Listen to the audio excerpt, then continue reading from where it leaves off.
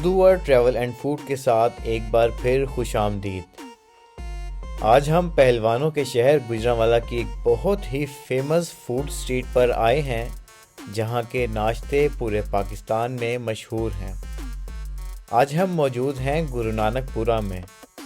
आज हम आपको दिखाएंगे गुजरांवाला की सबसे पुरानी हरीसा शॉप, जिन्होंने गुजरांवाला में फ़र्स्ट टाइम हरीसा मुतारफ़ करवाया था। ये है अमृतसरी हरीसा। आप में से काफ़ी लोग हरीसा खा चुके होंगे या इसके बारे में जानते होंगे। जो लोग नहीं जानते, मैं उनको बताता चलूं कि हरीसा एक अरेबिक डिश है, जिसे पूरी अरेबिक वर्ल्ड में जाना जाता है। ये गंदम, मखसूस दालों और गोश्त के मिक्सचर से तैयार किया जाता है। इसको तड़का दिया जाता है देसी घी और जैतून से।